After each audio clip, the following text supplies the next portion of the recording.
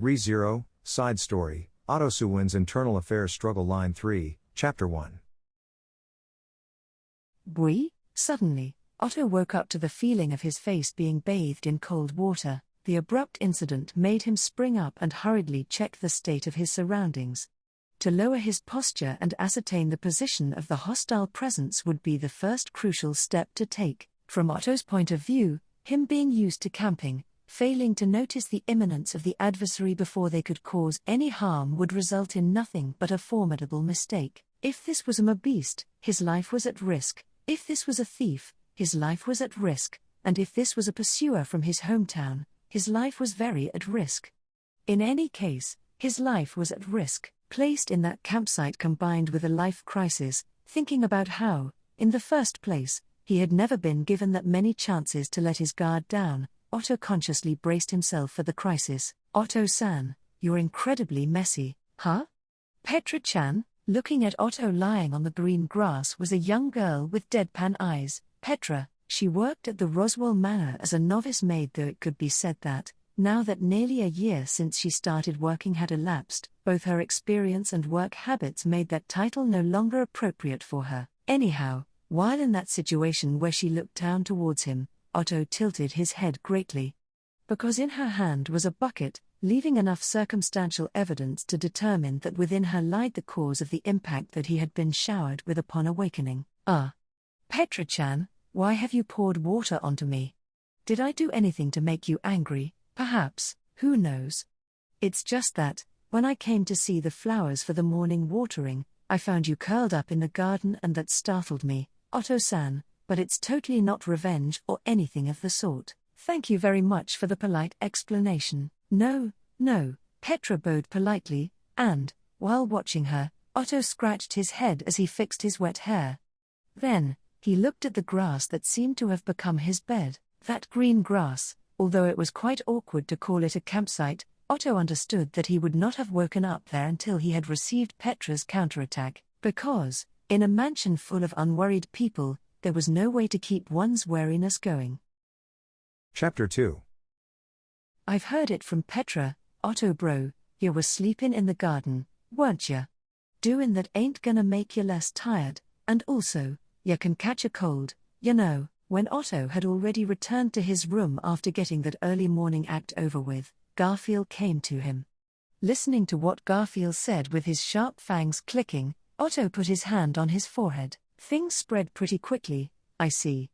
This is about what happened a while ago, right? Petra was just grumbling about when she went tar water thar flowers.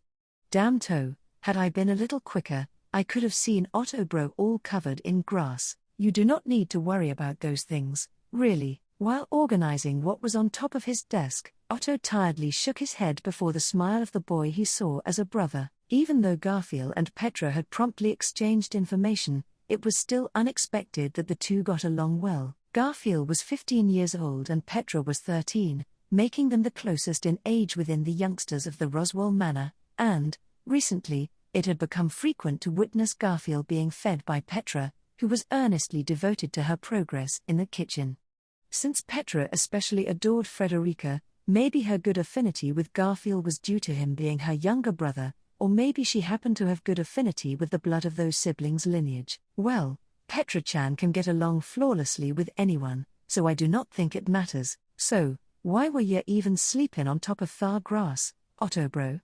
Didn't ye say ye were goin' to take a bath and then sleep after playin' shotrange with me? And I did intend to do so, but I was caught by Ramsan's group when I finished bathing. The night before, since he had unusually finished all his work for the day, Otto felt pretty eager to jump into his bed after taking a bath.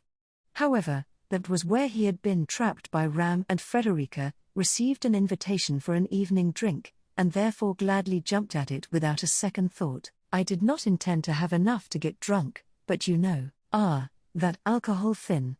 Even ya are all disastrous with that, Otto bro.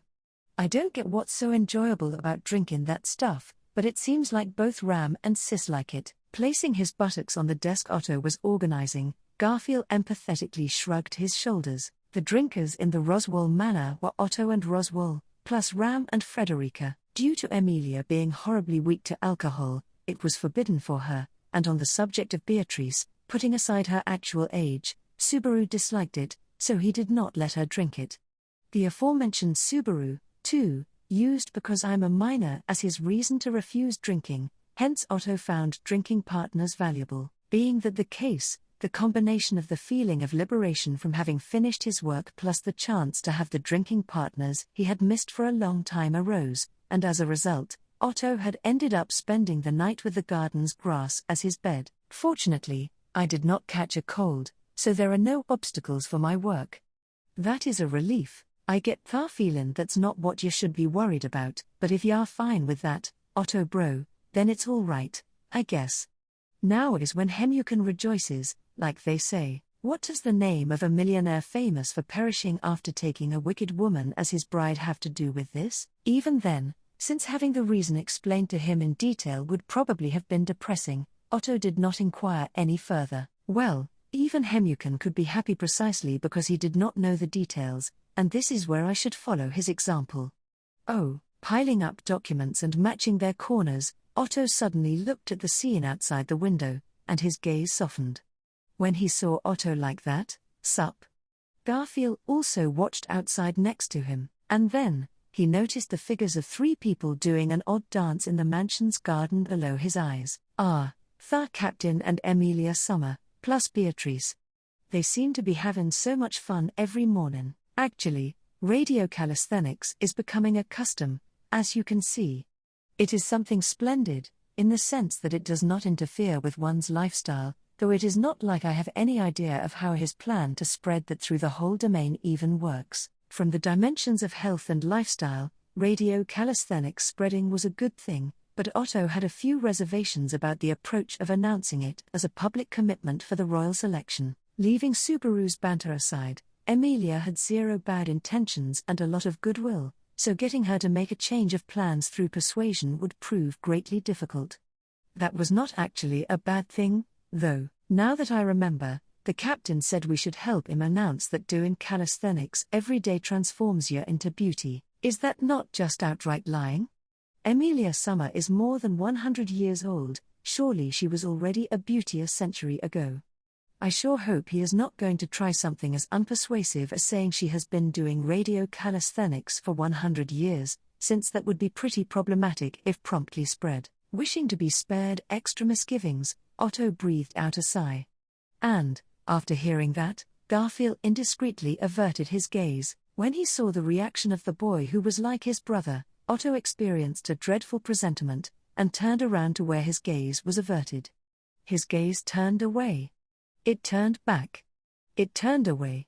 It turned back. It can't be. Has he already advanced with that rumor? Nah, maybe he's just spreading it from time to time, maybe even I helped him, or maybe it's already close to being the vogue at Costuel. How troublesome. First of all, becoming a beauty with radio calisthenics is a very surprised at the unexpected hidden mechanism he had just uncovered, Otto remembered the latest incidents, and his shoulders rose. Now that he remembered, days ago, while in the industrial city Costuel, which was close to the mansion, he had been told something by the citizens that had already become pretty familiar with his face. They told me, "You are such a beauty, aren't you, Otto-san?" and I thought it was some characteristic expression from Costuel, but is it really because of that? That could be it. Otto bro?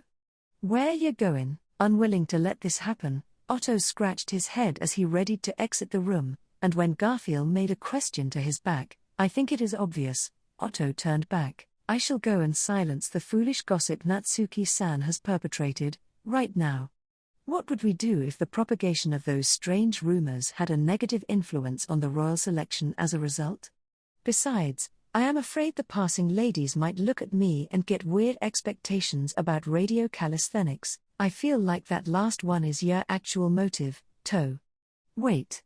Don't you dare go without me. Otto walked lumberingly as his ponderous steps sounded, and, while hurriedly following behind the man that was like his brother, Garfield clicked his sharp fangs. Ever since the goddess statue incident, Otto bro gets all sensitive when treated like a beauty, and so he muttered. Chapter 3. And for that reason, Subaru and Emilia both went to the city in order to clear up the misunderstanding, I suppose. Since Betty is a lady capable of showing consideration, I sensibly chose to let them go on their own. It was a time period when breakfast was over and fire time had begun. There was Otto scanning the material, which he treated as a matter to be scanned anew, that had been brought into his room at some point, and before him was a cute young girl, well-behavedly sitting with her small chest thrown out. It was Beatrice. Although she was Subaru's contracted spirit and always Subaru-bound, there were also rare occasions when, for reasons of consideration like she herself said, she separated from Subaru's side. The one Beatrice was together with the most during those moments was Petra, who adored her, but there were also times, like this one, when she came to Otto. Her main reason was, "You're busy and therefore have no time to bother with Betty," which helps to make it easier to complain, I suppose. "So you just couldn't wait one more second for me to come into the room for this? Don't be so noisy." This is the truth at which Betty, who has seen various types of humans for 400 years, has arrived through her aesthetic sense, I suppose. An innate talent lies within you. An entertainment one. Entertainment? Even though it was not a gratifying truth at all, he would take Beatrice's words with a grain of salt. Very recently, Beatrice was receiving a pretty strong influence from Subaru, to the point that her conduct was greatly close to Subaru's. He used to think that, as long as nobody was harmed, it was something heartwarming. However, after noticing that, in essence, this could mean that Subaru was multiplying by 1.5, he could no longer think of it as heartwarming. It was necessary for Beatrice to fulfill her duty as the one in charge of restraining Subaru whenever Otto was absent. In that sense, you have helped me by showing the actual contamination level received from Natsuki-san, thus allowing me to easily grasp the cause of my headaches. Helped? Soliloquies are a good opportunity to reflect on yourself, I suppose. And in your case, it would be more constructive to stop solely paying attention to others and to start thinking a bit more about your own happiness. In fact, such earnest advice. It doesn't feel like she's the same person who, just a while ago, was telling me that it's easier to complain when talking to me. Thinking about how this was, probably, a sign that she worried about him, Otto awkwardly scratched his head. The report of Otto sleeping in the garden had become known in the blink of an eye, and every person he had met since morning had, one after the other, shown concern for his condition. Petra, being the one who had poured water onto him, had served him, by own initiative, a refill of his post-meal tea, and Frederica, too, seemed fairly remorseful about the events of the previous night. Early in the morning, the fact that Garfield had prioritized Otto over the radio calisthenics he would usually join must have been because he was worried about him, and the documents he was given as the Internal Affairs Minister in his room, which were probably left there by Ram, were fewer than usual. That was a relative matter, though. When Otto wondered how much of Roswell's consideration had been included there, the crease between his eyebrows changed its depth. Therefore, if even Beatrice bothered to come to his room, an incomprehensible consideration, isn't that what this is? I don't really understand what you're saying, I suppose.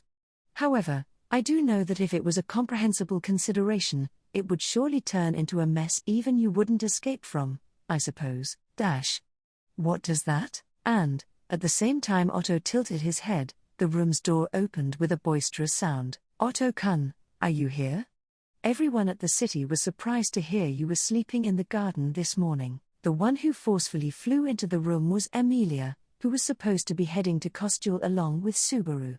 Since, supposedly, she had gone to correct the misinformation regarding radio calisthenics, he was surprised to see her come back this quickly. Why did you tell them I spent the night in the garden? Is that not making more rumors? Frederica just happened to be talking to the store gentleman that brings everything to the mansion. But the important thing here is, if you were that tired you could have simply told us. Who has their priorities backwards enough to go with the purpose of correcting a rumor, and then return after hearing another rumor? Seeing Emilia pout at the fact that he had hidden his weariness from her, Otto pondered what excuse to tell. However, before the answer to Otto's concern could come out, the one who arrived after Emilia fell into the room. Why you're so fast, Emilia-tan, you're an awfully fast runner. Subaru, sorry, I didn't mean to leave you behind. But I couldn't contain myself, Looking at Subaru heavily breathe after catching up, Emilia gently caressed his back. While his respiration calmed down, Subaru took a deep breath. Emilia-tan, it's an amazing thing that you're attentive, but Otto sleeping in the garden isn't anything worthy of surprise. That's like his preference, right? It is not a preference or anything of the like. Well, I must apologize for causing you to worry. You don't really need to apologize, I'd just like you to tell us that you're not fine when you're not fine. You know, since we're all always relying on you when something happens, Otto-kun. Despondently, Emilia raised her eyebrows out of concern for Otto's overwork. At Emilia's side, Subaru and Beatrice looked like they had just reflected on something. Seeing their laudable aspect, Otto felt a very light tickling in the pit of his stomach. Certainly, it is true that all my days are busy with one thing or another. However, that is something I decided to do. Because I know that there will eventually be time for me to relax, and that would be, for example, a day like this one, when he would wake up in the garden and receive consideration from everyone, even if only a little bit. A day when nobody brought favors for him felt healthy, yet at the same time unsatisfactory, but that was the work of his own troublesome nature. So, Otto-kun, are you all right? Yes, I am thankful for your concern. Now, I would not like to inconvenience you any further, but, cutting his words off there, Otto glanced at the material on top of his desk, the mountain of papers that was very subtly lower than usual, and after that, he calculated the time necessary for the process and smiled. Since it seems that I can make room for tea time, would you mind if I join you? It never hurt to occasionally take some time, not for favors or for work discussions, but for nothing more than a friendly chat, and that was how the Internal Affairs Minister of the Emilia camp, Otto Suwen, spent his busy daily life, his half-holiday that had suddenly emerged from only one of those days, the day he had woken up in the garden.